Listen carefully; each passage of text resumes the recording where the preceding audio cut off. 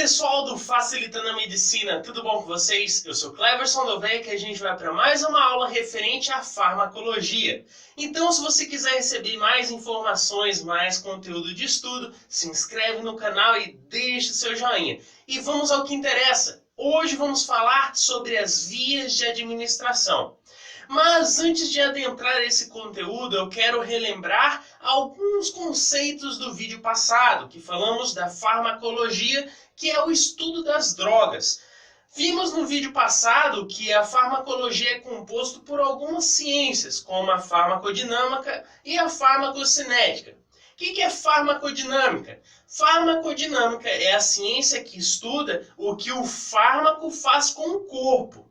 E o que é a farmacocinética? A farmacocinética é o contrário da farmacodinâmica. A farmacocinética ela vai estudar, ou é a ciência que vai estudar exatamente o que o corpo vai fazer com o fármaco. E ela apresenta 4 fases basicamente, que vai ser a absorção, distribuição, metabolismo e eliminação. Essas seriam as fases da farmacocinética. E por que é importante a gente saber e relembrar esses conceitos? Porque nós vamos ver nesse vídeo que esse fármaco ele pode ter uma ação sistêmica em nosso corpo ou uma ação local. Como assim?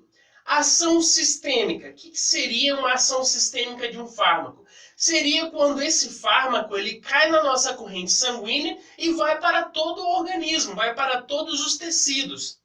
Ou seja, ele cai na circulação sistêmica ou circulação sanguínea e vai para todos os órgãos. E claro, se é uma circulação sistêmica, ele tem uma forma de ação mais ampla do que seria uma ação local. Então, falamos da ação sistêmica.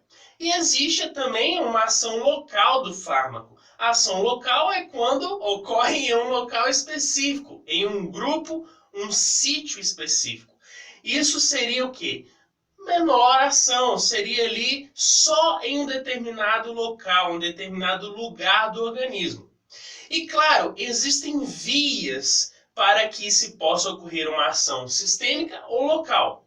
Por exemplo, a ação sistêmica, que falamos que ocorre uma ação em todo o organismo, ela apresenta 2 vias, que é a via entérica e a via parenteral. Já a ação local, ou seja, quando o fármaco atua somente em um local específico, vai existir apenas uma via, que é a via tópica.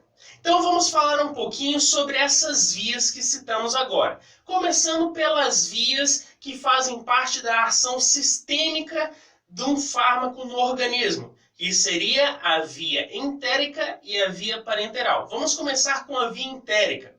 A via entérica é aquele fármaco que ele vai passar pelo trato gastrointestinal para ser absorvido e posteriormente cair na circulação sistêmica, ou seja, cair na circulação sanguínea. E é uma coisa muito interessante, por quê? Porque ele vai ser absorvido no trato gastrointestinal para posteriormente cair no nosso sangue.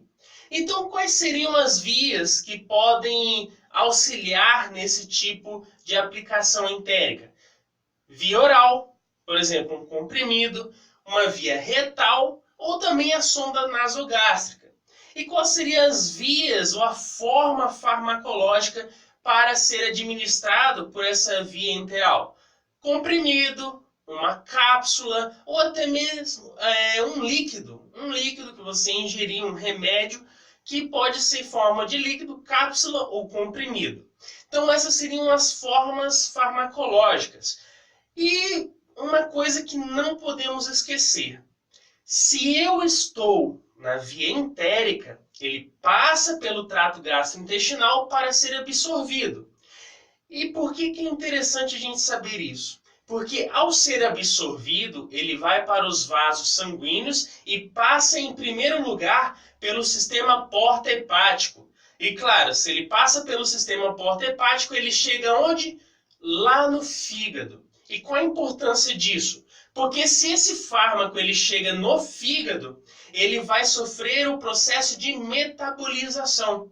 E quando ele sofre o processo de metabolização, eu já não vou ter 100% de biodisponibilidade desse fármaco para que ele atue ou exerça sua função. Então eu perco parte desse fármaco, porque ele é metabolizado.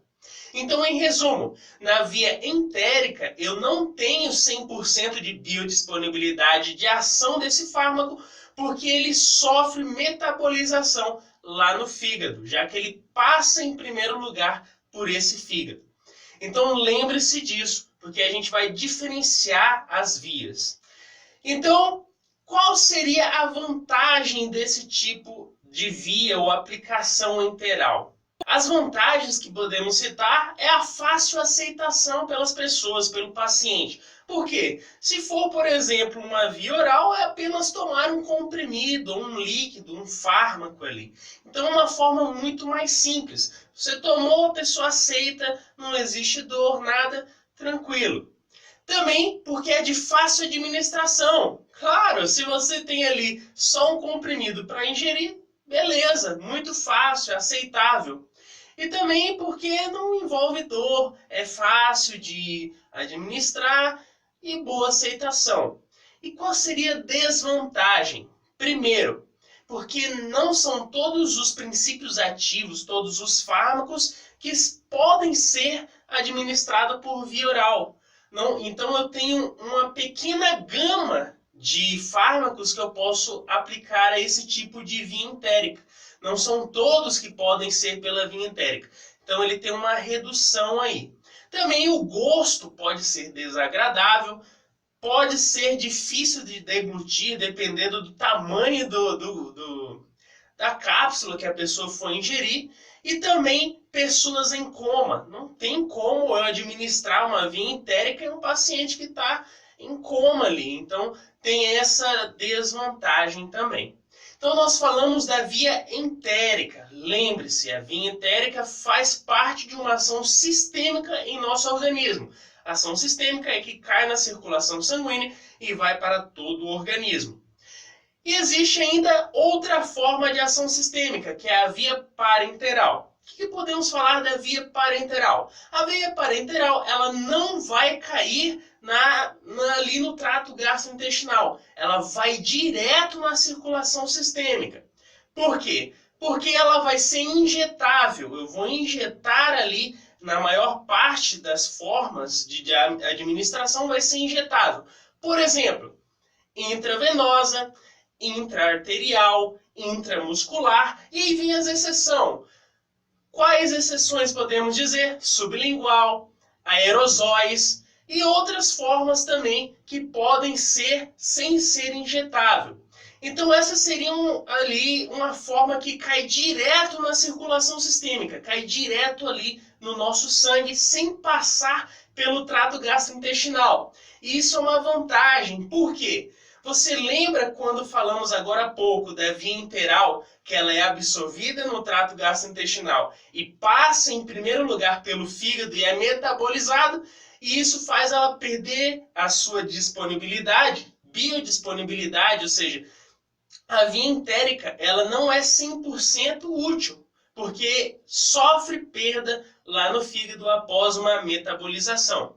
Já na via parenteral, eu não passo, não tem essa primeira passagem pelo fígado. Então ele está 100% disponível para ser utilizado no corpo, para exercer a sua ação.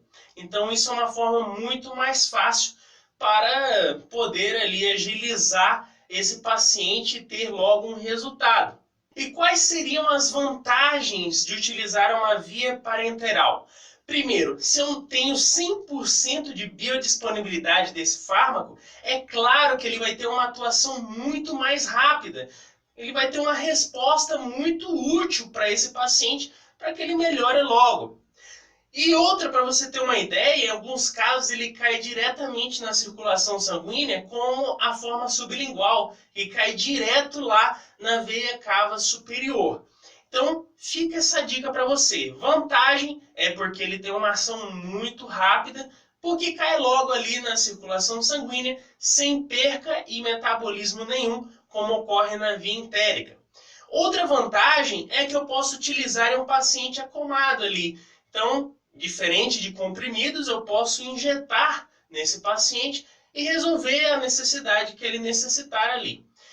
Então, seriam essas as vantagens principais, além também de eu poder utilizar uma dosagem especial a esse paciente, colocar exatamente a dose que ele necessitar. Então, seria mais uma vantagem aí dentro.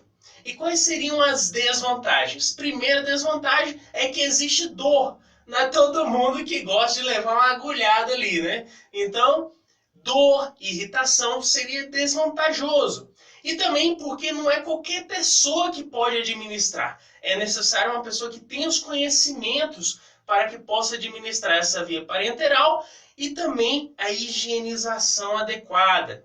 Por quê? Porque se eu utilizo materiais que não estão esterilizados, eu posso ter um vínculo generalizado aí com infecções e até promoção de micro-organismos. Por exemplo, se eu utilizar uma agulha que foi suja ou já foi utilizada com um paciente que está doente, por exemplo, um paciente aidético, eu uso a mesma agulha para aplicar um medicamento em você, você pode adquirir a enfermidade do outro paciente. Então, deve-se sempre ter um cuidado especial nesse tipo de administração. Claro, então as desvantagens seriam dor, irritação, não tem boa aceitação, porque ninguém gosta de levar agulha, e também teria esse problema aí, porque eu necessito de uma pessoa que saiba administrar e também cuidados com a higiene. Então nós falamos principalmente das vias que fazem parte de uma ação sistêmica, que tem uma ação em todo o corpo, que seria a via entérica e a via parenteral. Agora vamos falar da única via que faz parte de uma ação local, ou seja, aquela ação do fármaco em um grupo ou um local específico, que seria a via tópica.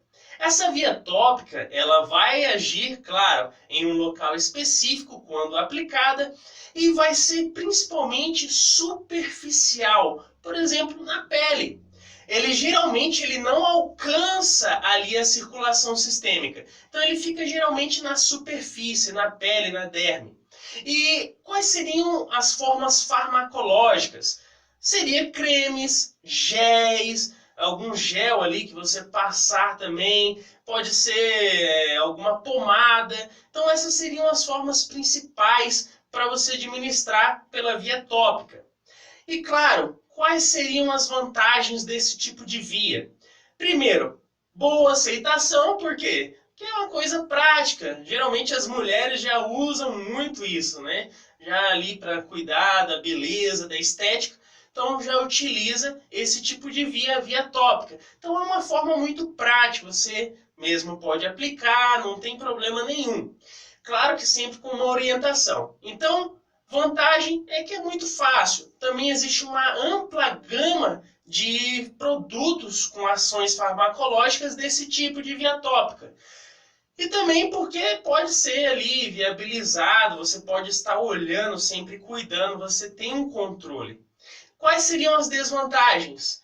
Alguns produtos têm um odor horrível, alguns são ali com um cheiro desagradável, pode ocorrer alergias e também alcances de crianças ali podem achar que é uma pasta de amendoim e ir lá comer. Claro que é um exemplo bem absurdo, né? Mas também porque é muito comum, muito fácil de manusear e algumas crianças devem manter ali distância, não só crianças, como também qualquer tipo de animal. Então essas seriam as desvantagens. Então nós falamos nessa aula as vias de administração, suas vantagens e desvantagens e também como ocorreria o processo aí de absorção. Então pessoal, com isso fizemos mais um resuminho. Se eu te ajudei, deixe o seu joinha, fique com Deus e até a próxima videoaula. Valeu?